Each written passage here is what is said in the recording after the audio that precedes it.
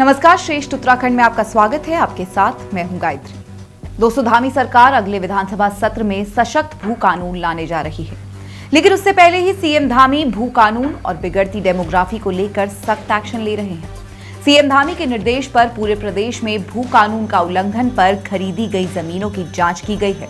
इस पर तमाम जिलों की तरफ से रिपोर्ट भी सौंप दी गई है। रिपोर्ट के मुताबिक कुछ जिलों को छोड़ दें तो ज्यादातर जिलों में जमीन की खरीद में भारी गड़बड़ियां पाई गई है, जिसके बाद सरकार ने फर्जी तरीके से जमीन खरीदने वालों को नोटिस थमाकर एक्शन की पूरी तैयारी कर ली है। क्या क्या इस जांच रिपोर्ट में निकलकर सामने आया है और धामी सरकार अब क्या एक्शन लेने जा रही है, ये सब हम आपको इस रिपोर्ट में समझाएंगे। लेकिन उससे पहले सीएम धामी का भू कानून, बिगड़ती डेमोग्राफी, लैंड जिहाद और थूक जिहाद जैसे गंभीर मामलों को लेकर क्या कहना है, ये आपको सुनाते हैं। उत्तराखंड देवभूमि की डेमोग्राफी में भी काफ़ी परिवर्तन आ रहा था। उस बदलाव को रोकने के लिए हमने सख्त धर्मांतरण का कानून लागू किया है, जो देवभूमि की पवित्रता और उसकी संस्कृति की रक्षा करेगा। साथ ही हमारी सरकार ने लैंड जिहाद के खिलाफ भी मजबूती से मुहिम चलाकर अब तक करीब 5000 एकड़ से भी ज़्यादा जमीन जो गैरकानूनी रूप से कब्जे में थी, उस गैरकानूनी कब्जे से मुक्त करवाया है, अतिक्रमण से उसको बाहर निकाला है। हम प्रदेश में लव जिहाद है, थूक जिहाद है जैसी ऐसी घटिया मानसिकता के खिलाफ भी कड़ा रुख अपनाते हुए लगातार सख्त कार्रवाई कर रहे हैं। इसके अलावा हम पिछले विधानसभा के सत्र में दंगा रोधी कानून भी लेकर आए हैं, जिसके द्वारा अब प्रदेश में दंगा फैलाने वालों पर सख्त एक्शन लिया जाएगा। साथ ही दंगों में होने वाली संपत्ति के नुकसान की भरपाई भी अब उसी दंगाई से सुनिश्चित की जाएगी जिसके कारण से वो नुकसान होगा। आने वाले बजट सत्र में हम एक सख्त भू कानून भी लेकर आएंगे, जो काफ़ी लंबे समय से जिसकी प्रतीक्षा है। उत्तराखंड में बिगड़ती डेमोग्राफी और पहाड़ी क्षेत्रों में बढ़ती घुसपैठ को लेकर सीएम धामी गंभीर है। सीएम धामी ने भू कानून का उल्लंघन करने वालों पर सख्त कार्रवाई के आदेश दिए हैं, जिसके बाद मुख्य सचिव राधा तूड़ी ने सभी जिलों के डीएम को मानकों के विरुद्ध और तथ्य छापकर खरीदी गई जमीनों का ब्यौरा शासन को भेजने के निर्देश दिए। सभी जिला अधिकारियों ने निर्देशों का पालन करते हुए अपने अपने जिलों की रिपोर्ट शासन को भेज दी है। इन रिपोर्ट्स के मुताबिक रुद्रप्रयाग, पिथौरागढ़ और चंपावत जिले में जमीन खरीदी में कोई गड़बड़ी नहीं पाई गई। वहीं जांच में यह भी खुलासा हुआ है कि उधम सिंह नगर में भू कानून का उल्लंघन कर बड़े पैमाने पर जमीन खरीदी गई है। सभी जिलाधिकारियों ने सिर्फ अभी बड़े मामलों की ही रिपोर्ट भेजी है। इसमें शासन से लेकर जिला प्रशासन तक से जमीन खरीद की मंजूरी से जुड़े मामलों की जानकारी है। इसके तहत 12.5 एकड़ से ज्यादा भूमि की खरीद के विशेष मंजूरी और 250 वर्ग मीटर से अधिक जमीन खरीद के इजाजत लेने वाले मामलों की पड़ताल की गई है। हालांकि एक ही परिवार के कई लोगों द्वारा तथ्य छिपाकर 250 वर्ग मीटर के कई भूखंड लेने के मामले अभी प्रारंभिक रिपोर्ट से बाहर है। सिर्फ टिहरी में ऐसे कुछ मामले सामने आए हैं। हालांकि रुद्रप्रयाग, चंपावत के साथ ही पिथौरागढ़ जिले में जमीन खरीद की मंजूरी से जुड़े मामलों में कोई गड़बड़ी सामने नहीं आई है। पिथौरागढ़ के डीएम विनोद गिरी गोस्वामी ने बताया कि पिथौरागढ़ में सिर्फ 2 मामलों में मंजूरी ली गई थी। इसमें से एक मामला जड़ी बूटी की खेती और दूसरा पावर प्लांट के लिए जमीन खरीद का है। दोनों ही मामले में मौके पर काम होते पाया गया। भले ही 3 जिलों में भू कानून उल्लंघन के मामले सामने न आए हों, लेकिन उत्तराखंड के अन्य जिलों में भारी अनियमितताएं पाई गई हैं। सबसे बुरा हाल उधम सिंह नगर का है, जहां जमीन खरीदी में बड़े पैमाने पर फर्जीवाड़ा हुआ है। रिपोर्ट सामने आने के बाद प्रशासन उधम सिंह नगर में 40 भूस्वामियों को नोटिस जारी करने जा रहा है। इसमें 4 मामले 12.5 एकड़ से ज्यादा भूमि खरीद से जुड़े हैं, जबकि 36 मामलों में 12.5 एकड़ से कम भूमि खरीदी गई है।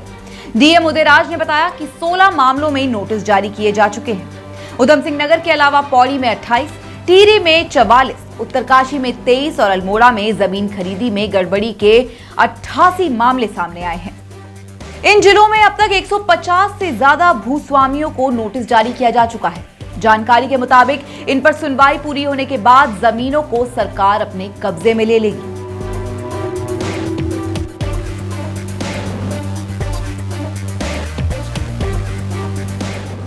सीएम धामी का कहना है कि उत्तराखंड के मूल स्वरूप को बचाने के लिए सख्त भू कानून बेहद जरूरी है। इसलिए हमारी सरकार बजट सत्र में हर हाल में सख्त भू कानून लेकर आएगी। साथ ही उन्होंने कहा कि सरकारी जमीनों को कब्जा मुक्त कराने के साथ साथ लैंड माफिया पर भी एक्शन जारी रहेगा। बीते 24 अक्टूबर को उत्तरकाशी में मस्जिद के खिलाफ निकाली जा रही जन आक्रोश रैली में भारी बवाल देखने को मिला, जिसको लेकर सीएम धामी ने मस्जिद के मामले में प्रशासन को भू अभिलेखों की जांच दोबारा करने के निर्देश दिए हैं। जांच इस बात को लेकर की जाएगी कि कहीं भू अभिलेखों में किसी प्रकार की छेड़छाड़ या गड़बड़ी तो नहीं की गई है। वैसे आपको बता दें कि हिंदू संगठन मस्जिद को अवैध बताते हुए उसे हटाने की मांग को लेकर आक्रोश रैली निकाल रहे थे। जब पुलिस ने प्रदर्शनकारियों को आगे बढ़ने से रोका तो मौके पर पथराव हो गया, जिसके बाद पुलिस को लाठीचार्ज करना पड़ा। इस पथराव और लाठीचार्ज में 9 पुलिसकर्मियों समेत 27 से ज्यादा लोग जख्मी हुए थे।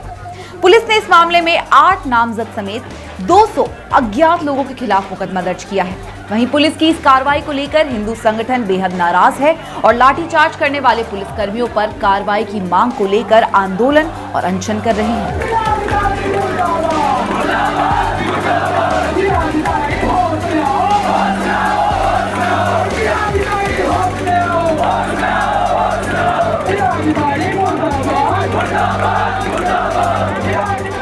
दोस्तों, उत्तराखंड में डेमोग्राफी तेजी से बदल रही है।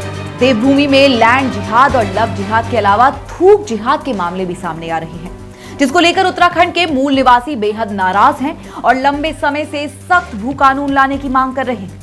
भू कानून को लेकर समय समय पर आंदोलन भी होते रहे हैं। यही वजह है कि सरकार पर सख्त भू कानून लागू करने का दबाव भी बढ़ता जा रहा है। उत्तराखंड में भू कानून तो पहले भी बनाए गए, लेकिन कानूनों का सही ढंग से पालन ना होने के चलते ये कानून कारगर साबित नहीं हुए और देवभूमि में बाहरी घुसपैठियों की संख्या बढ़ती चली गई।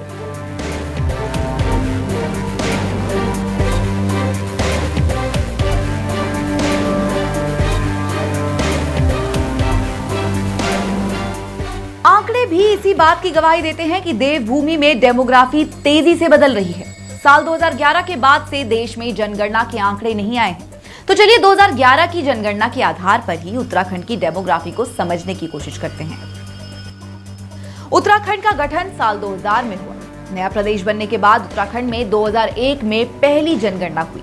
2001 की जनगणना के मुताबिक उस वक्त उत्तराखंड में मुस्लिमों की आबादी महज 1 लाख के करीब थी, जो साल 2011 में बढ़कर 14 लाख से ज्यादा पहुंच गई।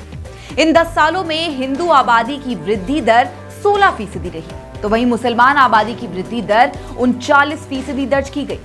2001 की जनगणना के मुताबिक उत्तराखंड में हिंदुओं की आबादी 84.95% थी, जबकि उस वक्त मुस्लिमों की जनसंख्या 11.92% थी।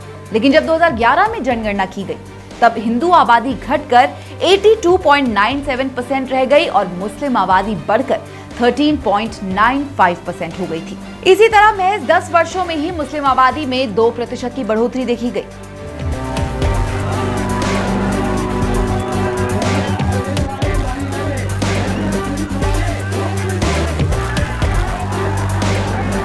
उत्तराखंड के सीएम पुष्कर सिंह धामी बड़े फैसले लेने के लिए जाने जाते हैं। उन्होंने यूसीसी कानून लागू कर पूरे देश को चौंका दिया था। वहीं अब सीएम का संकल्प भू कानून लागू करने का है, ताकि देवभूमि का मूल स्वरूप बना रहे और यहाँ के मूल निवासियों के हितों की रक्षा हो सके।